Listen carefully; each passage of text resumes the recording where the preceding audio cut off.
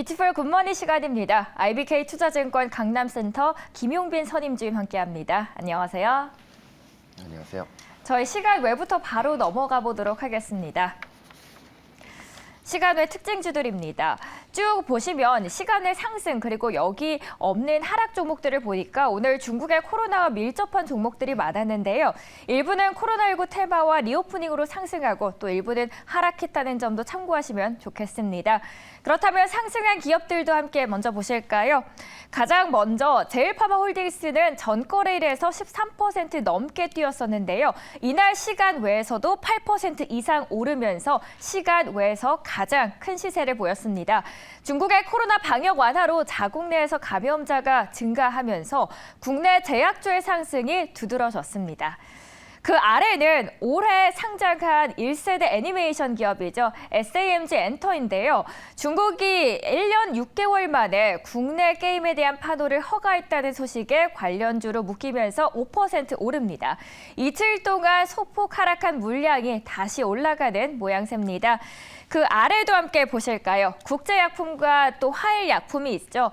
각각 1에서 2% 정도 올랐는데요. 정부가 크게 증가하고 있는 중국 내 코로나 확진자와 여기에 따른 감기약 품귀 현상에 대한 대책을 거래일 다음 날 내놓겠다는 방침에 날개를 달았습니다.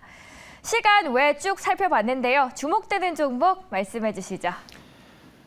일단은 저는 메가 ECS를 보고 있습니다. 일단 전체적으로 중국 코로나에 대해서는 좀 상당히 조심스러운 입장이지만 그중에서도 한 가지 종목을 꼽으라면 메가 ECS를 꼽고 싶고요. 메가 ECS 같은 경우는 일단은 장 마감 후에 중국에서 고신기술 기업이라는 곳에 좀 선정이 되어 있었고 이런 부분에 있어서 자금 조달이라든지 또는 그 중국 지금 코로나 관련해서 호흡기 쪽 매출이 좀 상당히 발생하지 않을까 이런 부분에 기대감이 있어서 상승을 했던 것 같습니다. 특히 중국 내에서 지금 코로나로 계속적으로 확산이 돼서 이슈가 되고 있는 분위기고 이러한 부분에 있어서 메가 ECS가 지금 앞으로 최근에는 한 200대 정도 매출이 일어났었고요. 중국으로 앞으로 400대까지 매출이 일어나게 된다면 이런 부분에 있어서 다시 코로나 재확산으로 인한 새로운 또 매출이 형성되지 않을까 이런 분위기가 있는 것 같습니다. 하지만 이 중국에서 본격적인 이 리오프닝으로 인해서 급격한 상승세가 일어나고 있고 이런 부분에 있어서 조금은 조심스러운 부분이 있습니다. 특히 지금 베이징이라든지 수잔성 일대에는 좀 대도시 주변으로서는 거의 확진자 수가 추산하기 한 50%가량 이상 감염자가 있었던 것이 아닌가라고 추산이 되고 있는데요. 이런 부분이 팬데믹이 금방 끝날 수도 있겠다라는 부분도 있습니다. 하지만 이런 주기적인 팬데믹이 계속적으로 일어나게 되면서 이런 메가 ECS 같은 경우 좀 주기적인 팬데믹으로서의 좀 수혜를 받지 않을까라고 생각을 하고 있고요. 앞서 말씀드렸다시피 중국발 지금 코로나 변이라든지 이런 확진자 수 폭증 상태에 대해서 이런 좀 단기적인 공포는 있을지 모르지만 좀 지속 가능할 이런 부분에 대해서는 좀 의문점이 있고요. 그렇기 때문에 좀 매수 같은 경우는 조금 조심스럽게 좀 접근을 하시기 바라겠습니다. 그래서 좀 짧게 보시면서 매수가 같은 경우 5,900원, 목표가는 6,400원, 손절가는 5,600원을 제시하겠습니다. 네, 중국의 코로나 관련주들은 이미 큰 변동성이 있었던 만큼 투자하시는데 조금 조심스럽게 접근하시면 좋겠다라고 이야기를 해주셨고요. 시간 외에서 저희는 메가 ECS 목표가 6,400원 말씀해 주셨습니다. 이어서 외국인과 기관의 수급도 함께 만나보시죠. 먼저 외국인부터 보도록 하겠습니다.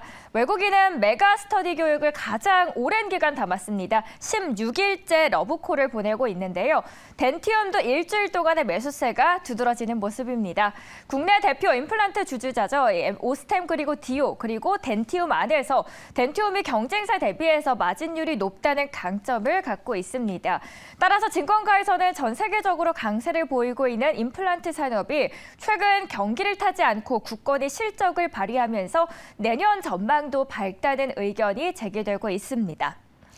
피부 미용 의료기기 안에서 주목되고 있는 새로운 샛별이 있습니다. 바로 비올입니다. 5일째 매수세를 받고 있는데요. 특히 이익률이 최근 50%에 육박하면서 높은 수익성에 관심을 끌고 있습니다. 비올이 빠르게 성장하는 동시에 높은 수익성을 내는 이유는 회사가 보유하고 있는 독자적인 마이크로니들 기술에 있는데요. 올해 4분기에는 3분기를 뛰어넘어서 분기 사상 최대 실적을 올릴 것으로 예상됩니다. 그 아래 기업은 4일째 각각 외국인이 사들였습니다. 챗 GPT와 엮이는 코난 테크놀로지, 그리고 그 아래는 4일째 매수세 이어받고 있는 영원무역입니다. 외국인의 관심 갖고 있는 종목 안에서 어떤 종목을 저희는 보면 좋을까요? 저는 일단 코난 테크놀로지라는 기업을 보고 있는데요. 특히 챗 GPT라는 내용에 대해서 지난주에 상당히 많이 들으셨을 거라고 생각하고 있습니다. 특히 이 코난 테크놀로지 같은 경우에 지금 오픈 AI에서 나온 챗 GPT 관련주라고 볼 수 있겠는데요. 이 챗 GPT가 나온 지 출시한 지 5일 만에 지금 뭐 100만 명의 그 유저들이 생겨나게 되면서 이런 부분에 있어서 시장에서 좀 큰 관심이 있지 않은가라고 생각을 하고 있습니다. 그 이 챗 GPT라는 것에 대해서 지금 현재 버전이 지금 3.5인 수준인데 이런 부분이 사실 저도 뭐 예시문들을 써봤습니다만 이 인공지능에 대한 좀 특이점이 좀 발견되는 좀 무서운 챗봇이 아닌가라고 생각을 하고 있습니다. 그렇기 때문에 이런 이 챗봇에 대한 관심도가 계속적으로 늘어나게 되면서 이 코난 테크놀로지 같은 경우에도 국내에서 좀 관심을 끌지 않을까라고 생각을 하고 있습니다. 이 챗 GPT 같은 경우에는 사실 뭐 지금 같은 경우 무료 서비스는 나중에 유료라든지 이런 부분으로 전환을 하게 된다면 특히 국내 한국어로 할 수 있는 챗봇도 충분히 좀 영향력이 있다라고 생각을 하고 있는데요. 이런 부분에서 있어서 그 사업을 영위하고 있는 것이 코난 테크놀로지라고 할 수 있겠고요. 이 코난 테크놀로지 같은 경우에는 특히 이 AI 텍스트 부분에서 시장 내에서 좀 부각을 드러내고 있는 기업으로 알 수 있겠습니다. 특히 국내 대기업 계열사들 뭐 SK라든지 이런 부분에 있어서 특히 많은 협력을 교류하고 있는 기업 중에 하나라고 할 수 있겠고요. 이 또 코난 테크놀로지 같은 경우에는 상당히 좀 재밌는 사업들을 가지고 있는데 이 K 언어라는 부분이 있습니다. 뭐 사실 이런 코딩을 한다든지 뭐 파이썬을 연구를 한다든지 이런 부분에 있어서 사실 그 규정된 언어들이 있지 않습니까? 이런 부분에 있어서 K 언어라는 것은 이 한국어로 이렇게 풀었었을 때 이런 쉽게 코딩을 할 수 있는 새로운 언어라고 볼 수 있겠는데요. 이런 부분에 있어서 뭐 독보적인 인공지능 소프트웨어들 여러 가지 좀 발전을 해 나가고 있기 때문에 이런 부분에 있어서도 좀 장기적으로 좀 지켜봐야 되지 않을까라고 생각을 하고 있고요. 그리고 코난 테크놀로지 같은 경우 사실 뭐 앞서 챗 GPT라는 것에 대해서만 좀 포커스 있게 말씀을 드렸는데 사실 이 최근에 이슈가 되는 드론 무인기 관련해서도 좀 어느 정도 이슈가 될 수 있는 종목으로 알고 있습니다. 특히 한 3대 주주로서 이 한국항공우주가 들어와 있는데 이 카이와의 협업을 계속적으로 하고 있습니다. 특히 이 기존에는 항공 사고에 대한 시뮬레이션에 대한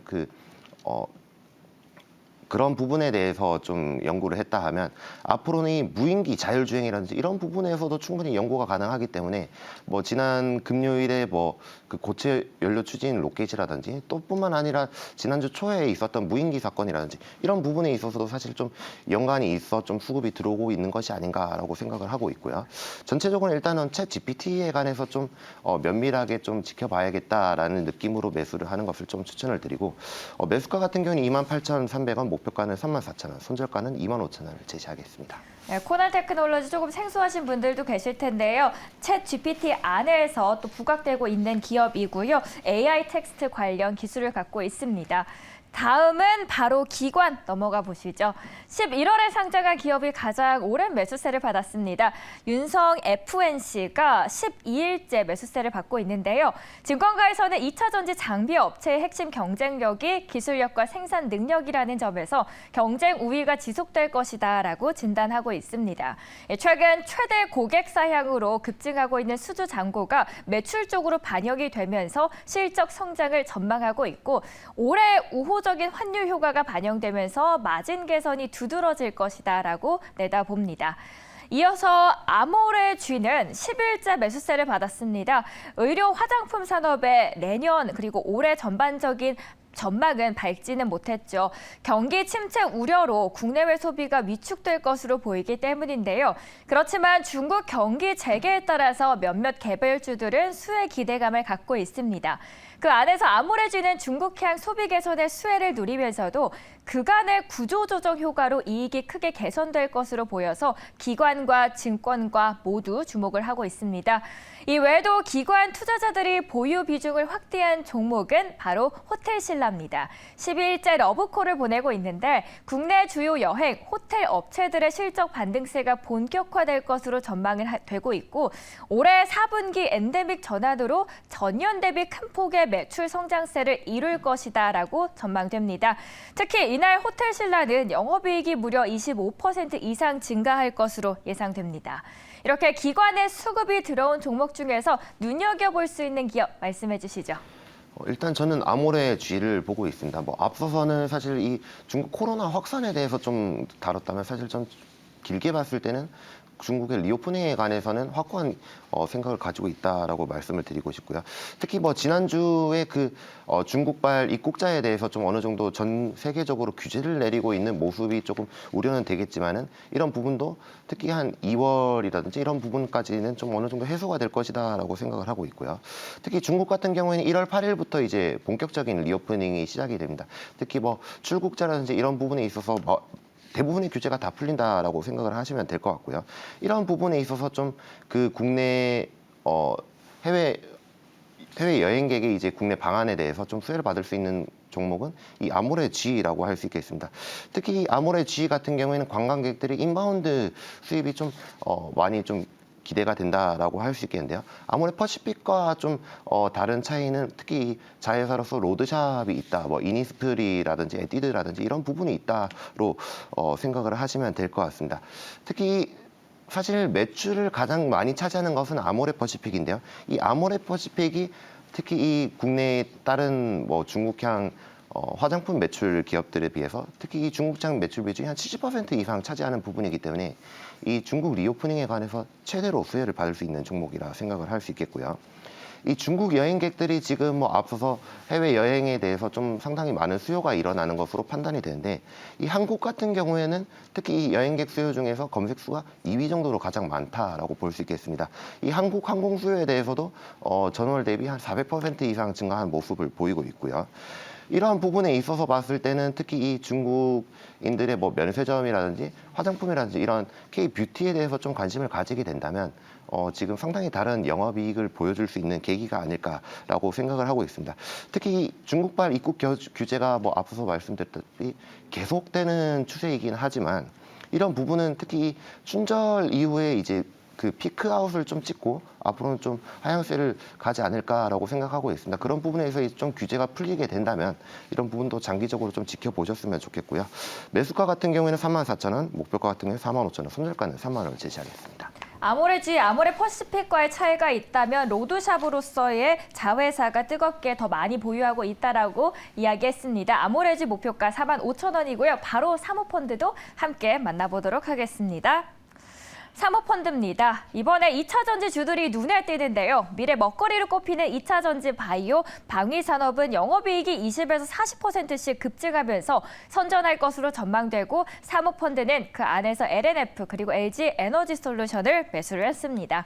그 아래 게임주들이 눈에 띄죠. 우선 애니플러스는 애니메이션 유통과 더불어서 OTT 플랫폼 운영과 굿즈 판매 등 상업화 측면에서 높은 성과를 보이고 있는데 내년에는 자회사를 통해서 글로벌 사업에서 높은 성과를 낼 것으로 기대를 하고 있습니다.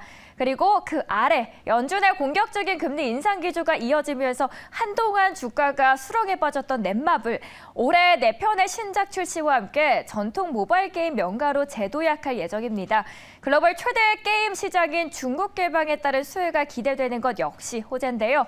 증권가에서 2023년은 실적 개선의 해가 될 것이라는 관측을 내놓고 있습니다. 사모펀드 내에서 저희 어떤 기업 보면 될까요? 저는 애니플러스라는 기업을 보고 있습니다. 특히 애니플러스 같은 경우에는 K 콘텐츠라기보다는 일본향 애니메이션 콘텐츠라고 말씀을 드리고 싶은데요. 이 애니플러스가 주요 사업으로 영위하고 있는 부분은 특히 이 서브컬처 시장 쪽으로 계속적으로 비중이 높아져 가고 있다라고 생각하고 있습니다. 특히 이 서브컬처라는 것은 특히 청소년들의 전유물이라고 느껴졌던 것이 이제는 청소년들이 성인이 되게 되면서 경제활동을 시작했다는 것인데요. 이 애니플러스 같은 경우에는 서브컬처 관련 이제 제품이라든지 아니면 굿즈라든지 아니면 애니메이션 관련해서 유통을 하고 있는 사업을 영위를 하고 있고요. 특히 게임 시장에서는 서브컬처의 흥행이 지금 이미 이루어지고 있다라고 할 수 있겠습니다. 특히 뭐 카카오 게임즈의 우마무스메라든지 지금 아니면 뭐 구글 플레이 스토어에서 1위를 하고 있는 원신이라는 게임이라든지 이런 대부분의 게임들이 이 서브컬처 장르를 택하고 있기 때문에 이런 부분에 있어서 좀 낙수 효과로 굿즈라든지 애니메이션에 대해서도 계속적으로 관심이 높아질 것이다라고 생각을 하고 있고요. 이 애니플러스 같은 경우에는 최근에는 뭐 넷플릭스라든지 이런 OTT 서비스들만 다들 보셨겠지만 라프텔이라는 애니메이션 OTT를 업체를 인수를 하였습니다. 뭐 MAU로 따지면 한 100만 명 정도 되는 것으로 좀 추산을 하고 있고요. 애니플러스 같은 경우는 기존에서도 그 애니메이션 일본에서 오는 애니메이션을 특히 배급 유통을 했었는데 특히 70%가량은 국내 배급 유통 쪽으로 계속적으로 하고 있기 때문에 이런 레퍼런스적인 측면에서 앞으로도 계속 일본 애니메이션에 대해서 배급 유통을 계속적으로 좀 성장성을 보일 것이다라고 생각을 하고 있고요. 또 최근에 아까 뭐 굿즈 계속적으로 말씀을 드렸습니다. 굿즈 관련해서는 특히 지금 뭐 애니플러스 샵이라는 그 로드샵을 운영을 하고 있습니다. 특히 애니플러스 샵 같은 경우에는 합정에서도 지금 뭐 오픈을 하고 계속적으로 사업을 영위를 하고 있는데요. 이런 부분에서 뭐 계속적으로 기사라든지 블로그 글이라든지 이런 부분을 찾아봤을 때 계속적으로 지금 웨이팅이 있어 오는 모습을 계속적으로 볼 수 있습니다. 이런 앞으로 뭐 K 콘텐츠뿐만 아니라 사실 이 일본향 뭐 애니메이션 콘텐츠도 상당히 좀 소비가 계속적으로 늘어나게 된다면 특히 이 애니플러스의 성장세도 계속적으로 보이지 않을까라고 생각을 하고 있고요. 매수가 같은 경우에는 4,750원, 목표가는 6,000원, 손절가는 4,300원을 제시를 하겠습니다. 마지막으로 게임주 안에서 애니플러스 만나봤습니다. 지금까지 뷰티풀 굿모닝 시간이었고요. IBK 투자증권 강남센터 김용빈 선임주인 함께했습니다. 감사합니다.